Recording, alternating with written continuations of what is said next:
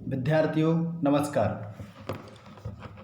बहुत बहुत स्वागत है आपका आज के इस वीडियो में। आज मैं आप लोगों को कक्षा 9वीं के क्षितिज भाग 1 काव्यखंड का प्रथम पाठ साखियाँ एवं शब्द को इस वीडियो के माध्यम से आपको समझाने का प्रयास करूँगा। ज्ञानमार्गी शाखा के कवि कबीरदास जी द्वारा रचित यह साखियाँ नामक पाठ, जिसको दोहे के माध्यम से कवि ने यहाँ पर प्रस्तुत किया है। साखियाँ जिसका मतलब होता है साक्षी अर्थात गवाह अर्थात प्रमाण। तो कवि ने ईश्वर को साक्षी मानकर जो कहा है वही साखी है। इस साखियों को दोहा छंद में रचा गया है। इन साखियों में कवि ने प्रेम का महत्व, संतों की क्या लक्षण हैं, ज्ञान की क्या महिमा है, इन भावों को बताया है, उल्लेख किया है। बाह्य आडंबर इनका विरोध किया है और अपने ही भीतर ईश्वर की प्राप्ति इन पर कवि ने जोर दिया है। तो सबसे पहले आपको बताना चाहूँगा कि ये जो साखियाँ हैं वो दोहा छंद में रचित हैं। जैसा कि दोहा छंद हम आपको पहले पुराने वीडियो में आपको बता चुके हैं कि यह जो दोहा छंद है एक अर्ध सममात्रक छंद है। अर्ध सममात्रक छंद है जिसके विषम चरणों में 13-13 मात्राएं तथा सम चरणों में 11-11 मात्राएं होती हैं। आप इन दोहों में भी आप देख सकते हैं, मात्राओं की गणना कर सकते हैं। तो दोहा छंद है, इसमें पहला दोहा है। इसको हम आपको शब्दार्थ तथा भावार्थ सहित आगे जितने भी दोहे हैं उनको हम आपको समझाने वाले हैं। तो साखियों का पहला दोहा है जिसको हम पढ़ेंगे। मान सरोवर सुभर जल हंसा केली कराही, मुक्ता फल मुक्ता चुगे अब उड़ अनत न जाही। यहाँ पर मान सरोवर के दो अर्थ कवि ने लिए हैं। मान सरोवर का मतलब मन रूपी सरोवर, यहाँ पर मन को सरोवर तालाब माना गया है। और एक मान सरोवर का अर्थ यहाँ पर आध्यात्मिक रूप से माना जाए तो तिब्बत में एक झील स्थित है, पवित्र झील है, जिसको मान सरोवर कहा गया है। सुभर मतलब पूर्ण रूप से भरा हुआ, अच्छे से भरा हुआ।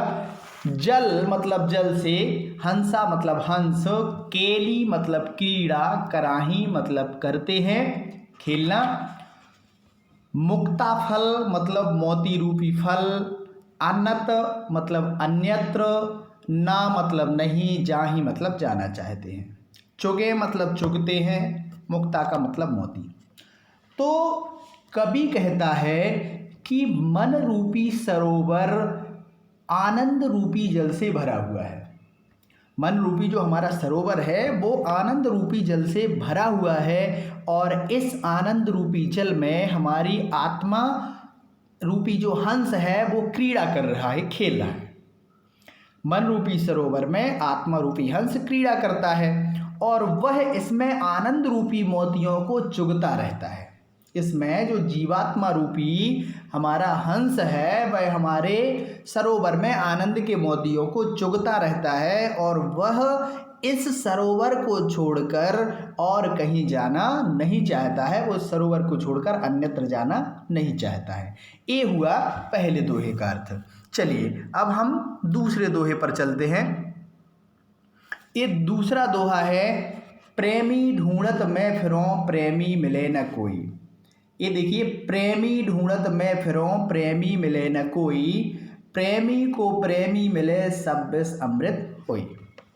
अब यहाँ पर प्रेमी के अलग अलग अर्थ यहाँ पर बताए गए हैं। प्रेमी ढूंढत मैं फिरों, प्रेमी मतलब ईश्वर, ढूंढत माने ढूंढते हुए, मैं मतलब मैं, फिरों मतलब घूमता हूँ, प्रेमी मतलब ईश्वर का प्रेमी, मिले मतलब मिलता, ना मतलब नहीं, कोई मतलब कोई। प्रेमी को प्रेमी मिले सब विष, विष मतलब जहर, अमृत मतलब अमृत, सुधा, होई मतलब हो जाता है। यहाँ पर कवि सच्चे प्रेमी के बारे में बता रहा है कि मैं सच्चे ईश्वर प्रेमी को ढूंढता हुआ फिर रहा हूँ।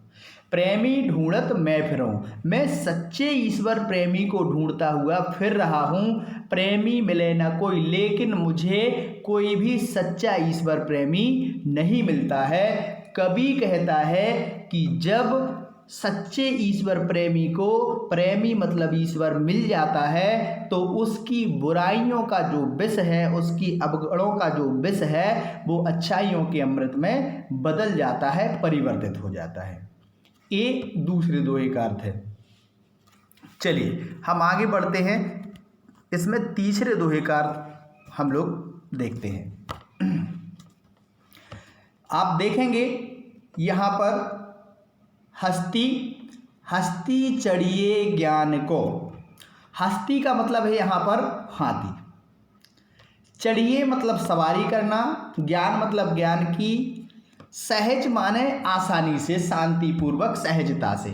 दुलीचा मतलब होता है चादर या आसन, डारी मतलब बिछाकर, श्वान मतलब कुत्ता, श्वान का अर्थ है कुत्ता, श्वान। रूप मतलब रूपी, संसार मतलब जग है, भूकन मतलब भौंकने देना, झक, झक मार मतलब समय बर्बाद करना, झक मारना का मतलब है समय बर्बाद करना।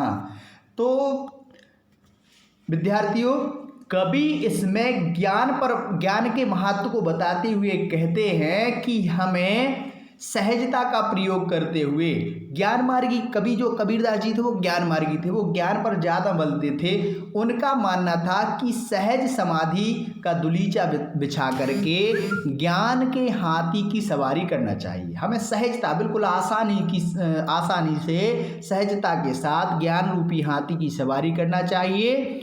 और श्वान रूप संसार है, वो संसार के बारे में, संसार की आलोचना, तुम्हारी आलोचना करने वालों के बारे में कहते हैं कि ये जो संसार है एक कुत्ते के समान है। जिस प्रकार हाथी के गुजरने पर बहुत सारे कुत्ते भौंकने लगते हैं, परंतु हाथी अपने हिसाब से चलता जाता है, उसी प्रकार कबीरदास जी कहते हैं कि तुम्हें सहजता की समाधि में ज्ञान रूपी हाथी की सवारी करना है।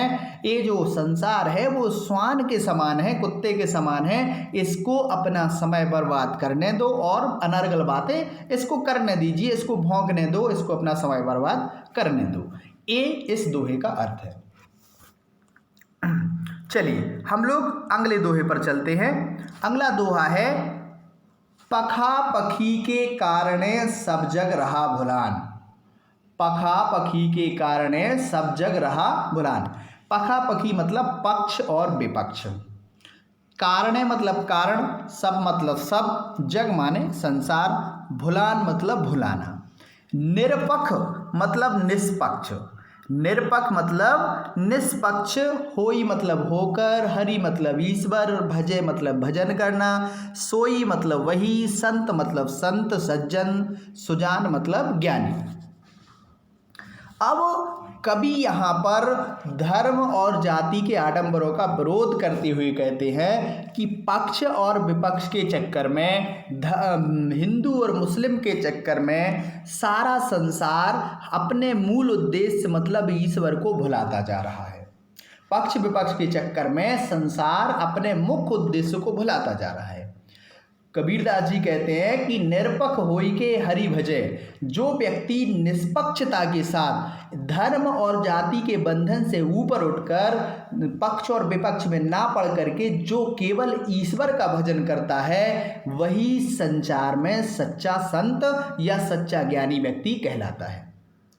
पक्ष और विपक्ष के चक्कर में ना पड़ करके जो व्यक्ति केवल ईश्वर प्राप्ति की ओर उन्मुख होता है, वही व्यक्ति सच्चा संत कहलाता है। ये इस दोहे का अर्थ है।